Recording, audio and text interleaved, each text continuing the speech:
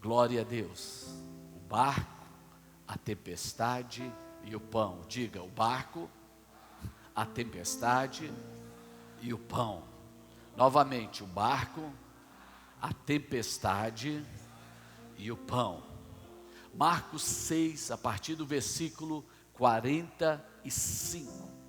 Antes de começar a ministrar e ler o texto, à noite, eu vou trazer uma palavra, uma revelação de Deus, que fala que o mesmo Deus que envia a bênção, Ele nos ensina a suportar a dor.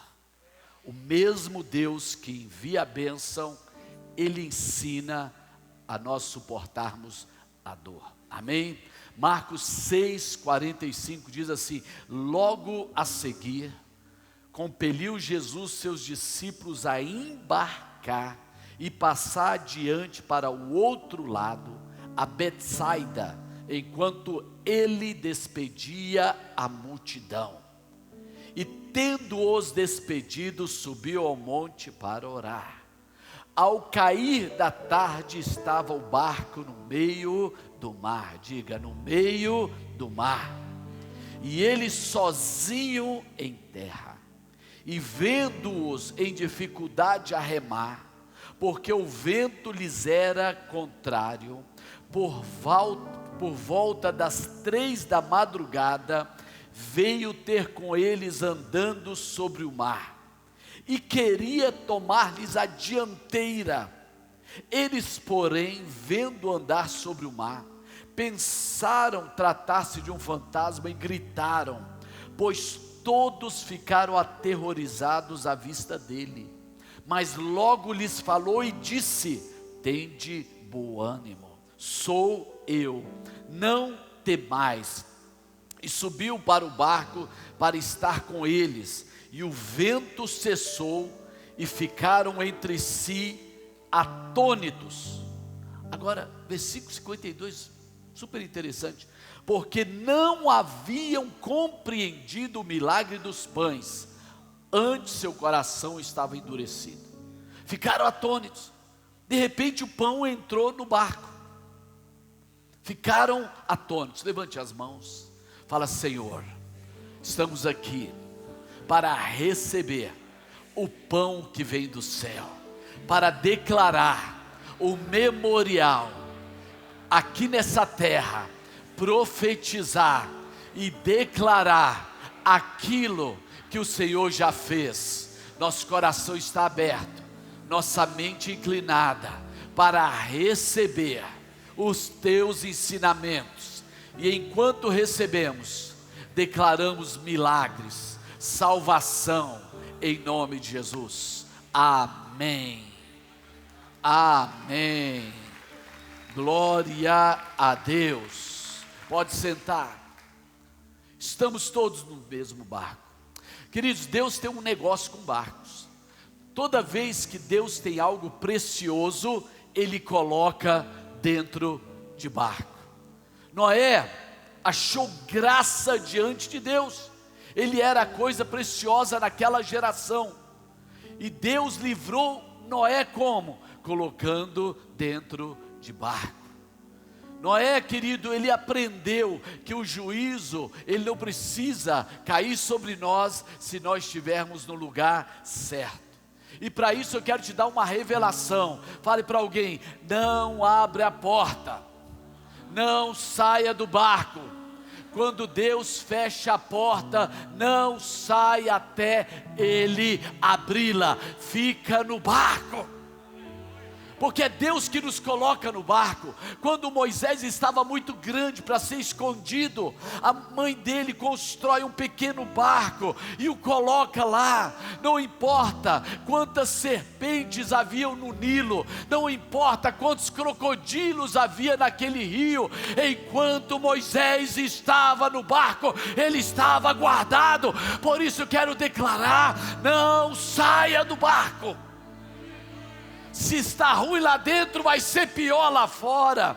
Quando Paulo estava viajando em direção a Roma, chegou uma tempestade e todos queriam pular do barco, todos queriam sair do barco, mas querido, Paulo disse: mesmo se a tempestade for grande, mesmo se o barco quebrar, mesmo se ficar em pedaços, é isso que Deus vai usar para chegarmos aonde temos que chegar. Fale para alguém: não saia do barco.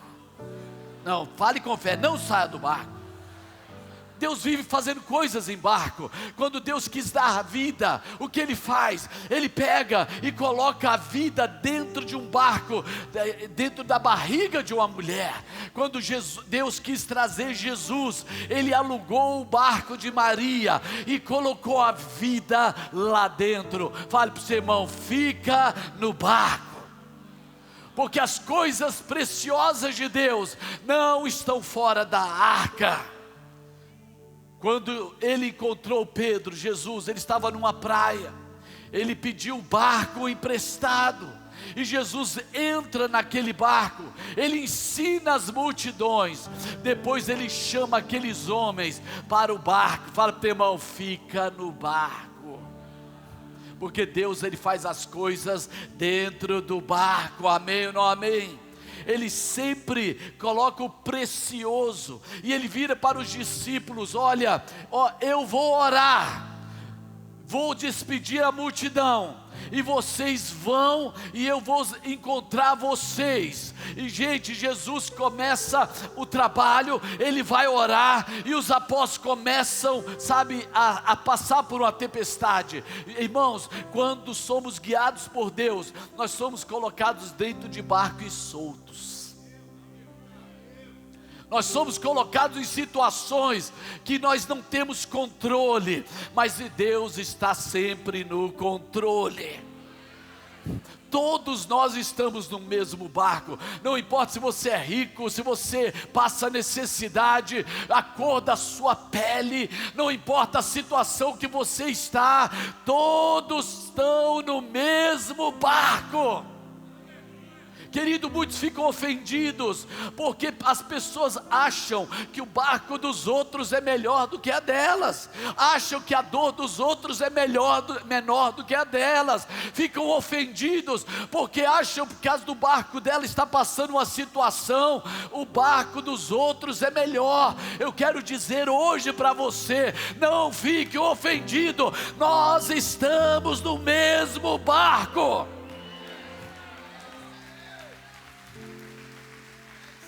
Muitos pensam que são os únicos que têm dor, muitos acham que são os únicos que sofrem, muitos acham que são os únicos que estão passando por crises. Eu quero lhe dizer: todos nós estamos no mesmo barco, e a dor sua não é maior do que a dor dos outros.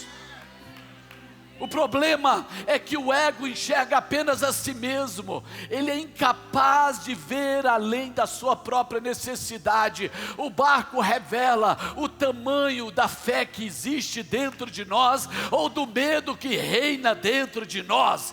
Ah, meu irmão, o barco revela a apatia, a empatia ou o desprezo, porque quando estamos no barco e ele está balançando no meio de uma tempestade, querido, aí revela a fé ou o ego, o medo ou o propósito. Meu irmão, sabe, o ego, ele enxerga apenas sua solidão, sua necessidade, não tem empatia por ninguém além de si mesmo, ele enxerga apenas a sua dor.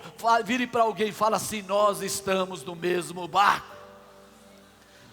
Todos passam, sabe, e nós não podemos desprezar a dor dos outros por causa da nossa dor. Ninguém passa por este mundo sem tempestades, lutas e dor. Eu vou repetir. Pelo contrário, se você está doente, em crise, não importa se você esteja numa mansão ou num lugar humilde. Não pensa você que se você estivesse numa mansão, você teria menos dor, menos desconforto. Todos estamos no mesmo barco, e nós temos que aprender como igreja, independente da situação que estamos, começar a ser intercessor, começar a ter empatia, começar a olhar para fora, porque enquanto fazemos as coisas para fora, Deus faz as coisas dentro de nós. Enquanto cuidamos dos outros, Deus cuida de nós. Enquanto oramos pelos outros, Jesus intercede por nós. Enquanto não olhamos para o que precisamos, mas para o que Deus quer, Deus cuida de nós. Estamos no mesmo barco. Diga: dor é dor.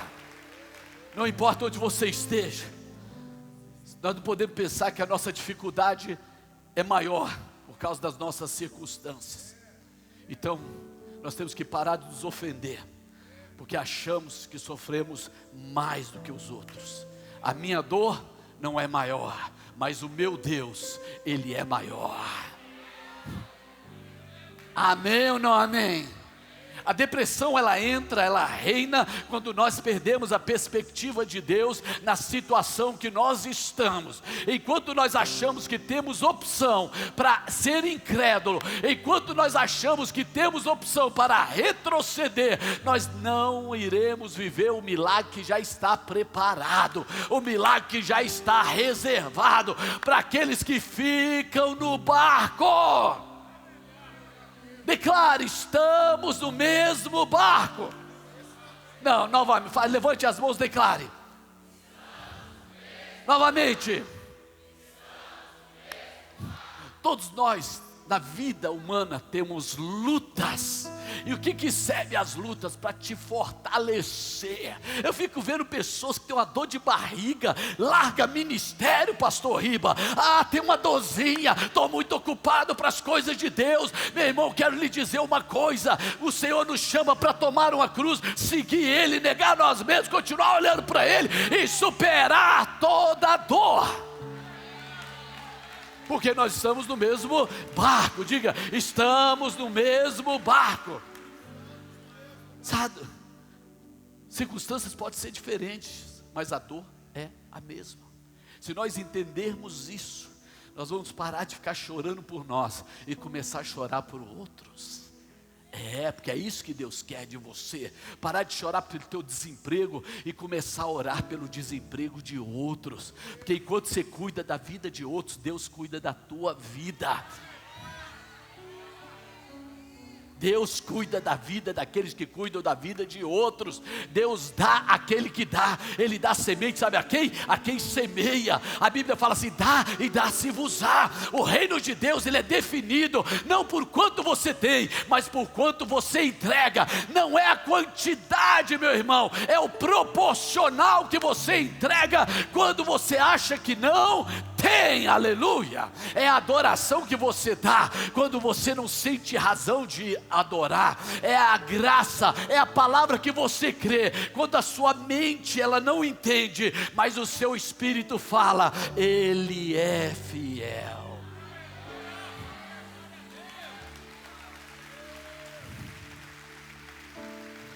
Querida, é tão engraçada a vida que solteiros dizem: estou cansado de ser solteiro. Casados falam: até quando continuarei nessa situação, Senhor? Os gordinhos passam fome, ficam sem comer, sabe, só desejando. E os magrinhos ficam assim: ai, quem dera tivesse aquilo que eu não tenho. Ei, meu irmão, a tua vida não é definida por aquilo que você não tem, ou por aquilo que você tem, meu amado. A vida, ela é mais do que isso. Se eu fosse casado, se eu fosse solteiro, meu amado, sabe, se você fosse solteiro, o teu problema seria o mesmo, porque você teria apenas, sabe, você discutiria no espelho. Mas se você fosse casado, você continuaria a discutir com a pessoa que está do seu lado. Esse que é o problema, sabe? Nossos desafios, todos nós temos, e nós temos que enfrentar. A melhor coisa, sabe o que é? É viver intensamente a tua vida na situação que você está. Não, a melhor coisa que você pode fazer é viver intensamente esse momento, é viver com alegria este momento, é viver com fé este momento, sabe, não deixar, sabe, a situação ser um gatilho para você fazer. As pessoas falam: poxa, mas essa pessoa, ela está fazendo o que está fazendo. Não, meu amado, ela procurou uma razão para fazer o que está fazendo, porque ela sempre foi isso, porque circunstâncias não definem, circunstâncias revelam. Circunstâncias revelam, apenas isso, revela a nobreza que há em você, ou a indignidade que há em você, porque circunstâncias, diga, circunstâncias, revelam o que? Revelam propósito, meu irmão, porque quando você pode, sabe, definir o que é primeiro na sua vida, por causa da circunstância, Deus é primeiro. Se eu tenho tempo, se eu tenho dinheiro, meu irmão, Deus jamais foi primeiro. Deus é primeiro quando não existe nada na tua vida, Deus é primeiro quando existe tudo na sua vida.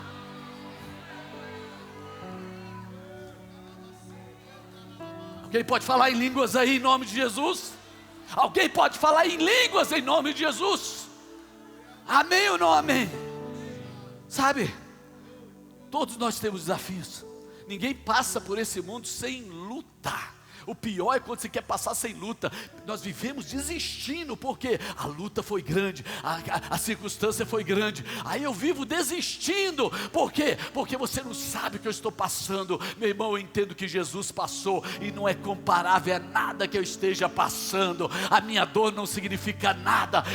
Sabe a ceia o que é? É que Ele pagou, Ele foi injustiçado, Ele foi julgado. A fúria de Deus caiu sobre Ele, e pelas suas pisaduras nós somos sarados. A minha vida não é definida pelo meu ânimo, porque quando eu não estou animado eu continuo em Deus, quando eu estou desanimado eu continuo em Deus, quando eu estou feliz eu continuo em Cristo, quando eu estou infeliz eu continuo em Cristo, e nada vai mudar isso.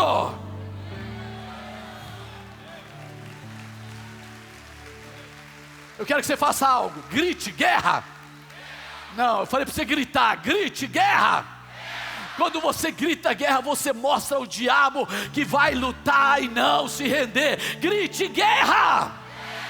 Quando você grita guerra, você está dizendo: venha o que vier, eu não vou fugir, eu não vou retroceder, eu vou enfrentar. Grite: guerra. Quando você grita guerra, você está dizendo: esse vento não vai me levar, essa situação não vai me levar, eu sou guiado pelo Espírito de Deus. Grite: guerra. Aleluia. Sabe, eu não vou desistir, eu não vou apenas aceitar, porque quem entra na minha casa vai enfrentar uma guerra. Quem entra na minha igreja vai enfrentar uma guerra.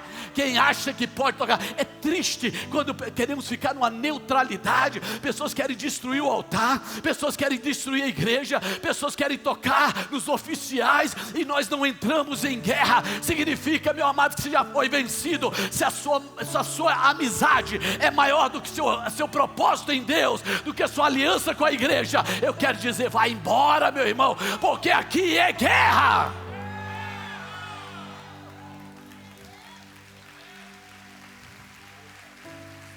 Vire para alguém e fala: não se renda sem lutar.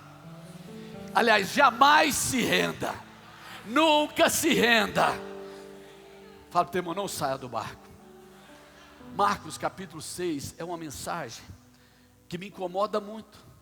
É o único texto que não fala que Pedro andou sobre as águas. É o único que ignora que Pedro tenha andado sobre as águas. Por anos eu sempre aplaudi Pedro, porque ele saiu do barco, ele andou sobre as águas. Eu achei que ele era o melhor do que o resto, porque ele saiu do barco. Eu achei que ele era o mais forte, porque ele saiu do barco. Eu achei que ele tinha mais fé, porque ele saiu do barco. Mas eu nunca pensei que sair do barco era sair do lugar que Deus designou para que ficasse. Sair do barco era sair do lugar onde Deus designou. Eles foram instruídos para ficar. Entenda, depois que Jesus pega Pedro, para onde ele leva? Ele leva para uma terra distante, ele leva para outro lugar, ele leva Pedro de volta para o barco.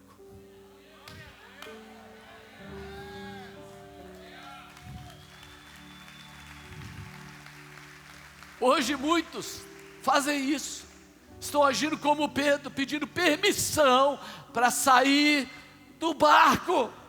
Estou orando, estou pedindo permissão para sair do lugar que Deus me instruiu para ficar.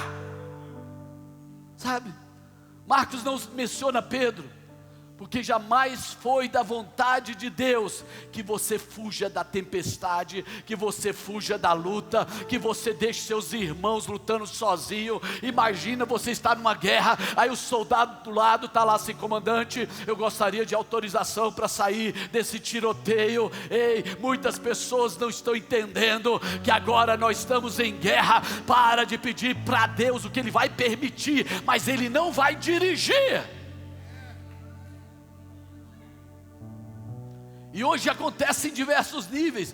Pessoas pedem a bênção por aquilo que já decidiram. Se você decidiu já, você não precisa pedir a bênção. Você já decidiu. O que você vai ter é a permissão, mas não a bênção, porque a bênção é direção, a permissão é: eu não entro na sua decisão. Deus não entra na sua decisão. Você tem livre-arbítrio. Então para de achar que é vontade de Deus porque você pode fazer. Você pode fazer porque você pediu a permissão, mas não a direção. Alguém está recebendo em nome de Jesus?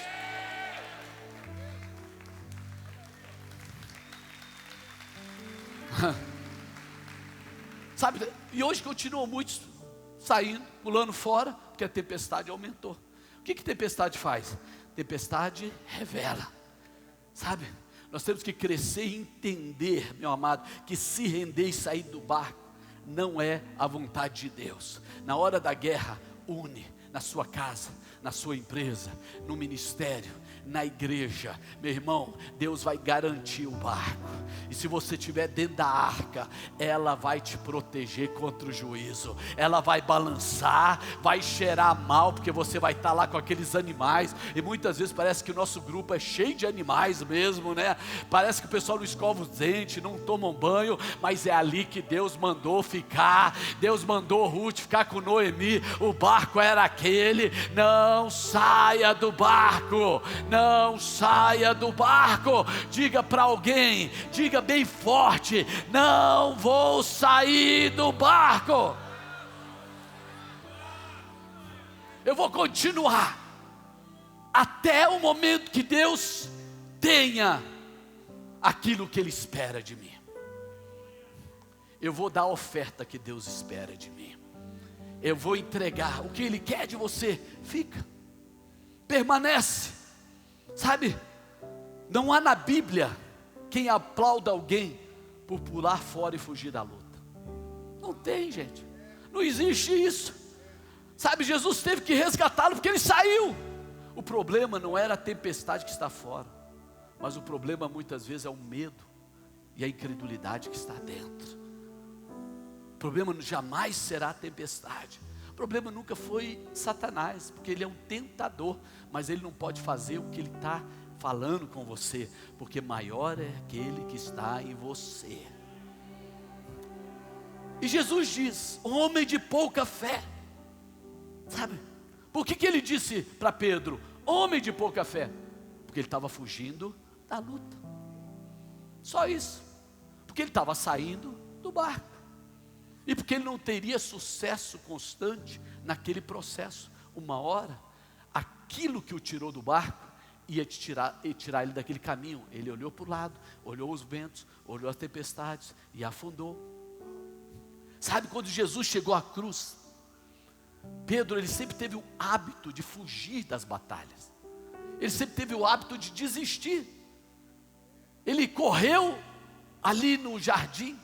Quando Jesus chega na cruz, ele foge, ele nega quem ele era, O que eu estou dizendo é que ele não precisava fazer o que fez. Fala para o teu irmão, não peça milagres para Deus te tirar de onde Ele te colocou. Ele pediu para andar sobre as águas. Fala para o teu irmão, pare de pedir permissão para sair de onde Deus te colocou. Fica no barco, não largue os remos, enfrente a luta, como diz aquele hino, né? Solta o cabo da nau, fala, não! Toma os remos nas mãos e navega com fé em Jesus, meu irmão. Alguém pode glorificar o Senhor? Eu falei do barco, eu falei da tempestade, mas esse texto de repente traz o pão. O que é esse pão? São os fragmentos, são as sobras, são os restos que o Senhor mandou armazenar.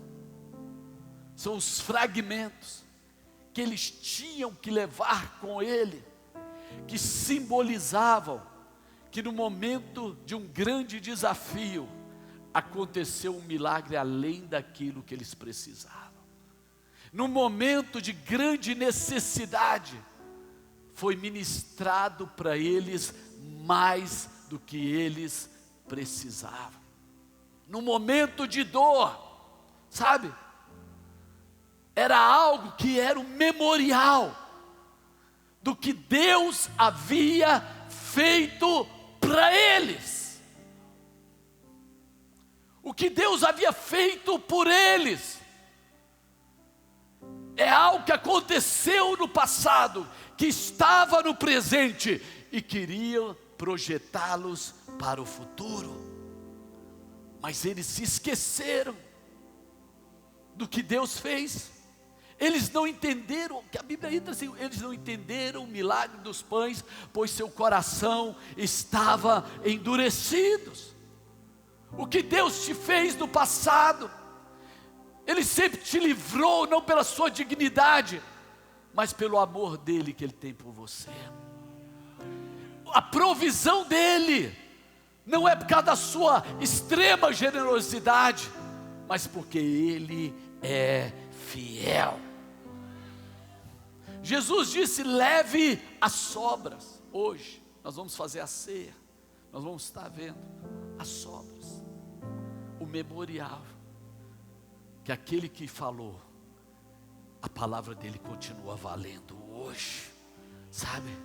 Deus deixou o peixe e o pão, para você lembrar. Eu fico imaginando, levar o pão ainda dá, mas levar peixe mordido, peixe beliscado, imagina o cheiro, quando eles abrem aquilo, mas aquilo ali era um memorial.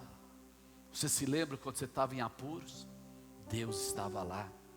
Quando estava doente, Ele o curou. Quando estava humilhado, Ele o ergueu. Quando a guerra explodiu, Ele estava no campo de batalha.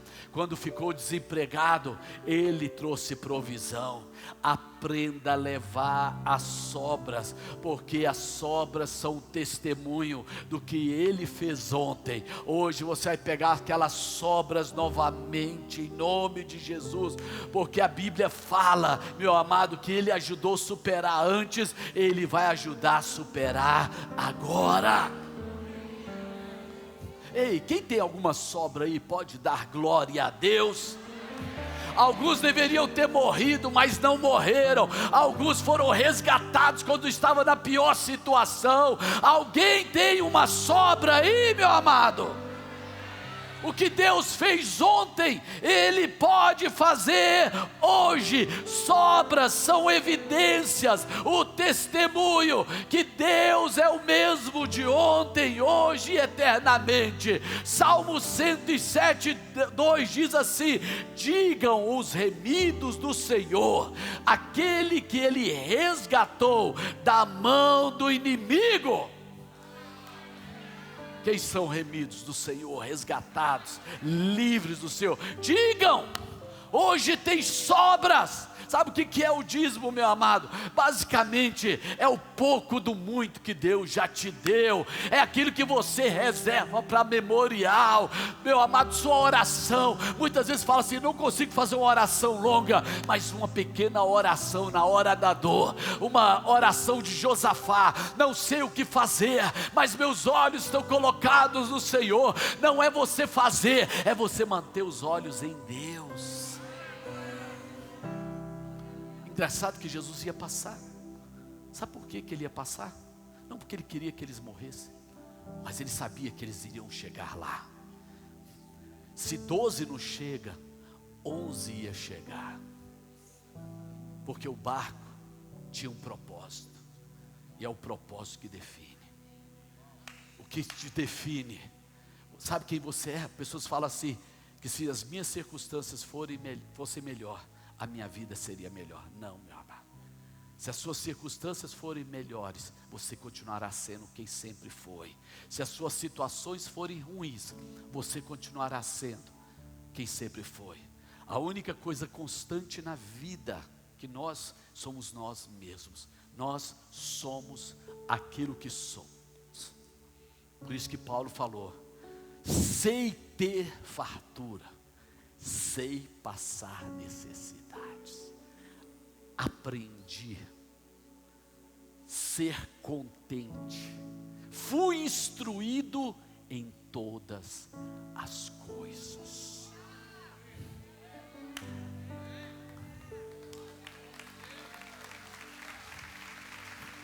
Aleluia. Eu quero orar com você. Eu espero que essa palavra ela te ajude a chegar aonde você tem que chegar.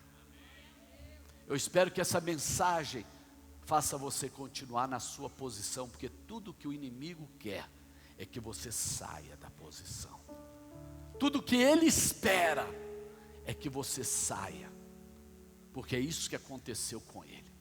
E ele sabe que o único sucesso que ele terá é se você sair. Fala para alguém: não saia do barco. Hoje eu quero fazer uma aliança com o altar. Pegue o seu dízimo e sua oferta. Eu quero declarar uma bênção de propósito. Fala: Senhor, eu continuo confiando em Ti, na fartura e na necessidade. Eu continuo com o Senhor em toda e qualquer situação. Talvez hoje você precise voltar para o barco. Você saiu da sua geração, saiu da sua posição. Ei, eu quero dizer, se você gritar: Jesus, socorre-me, Ele vai te colocar no barco. Gente, não há vergonha, nem humilhação ser levado por Jesus e colocado no barco.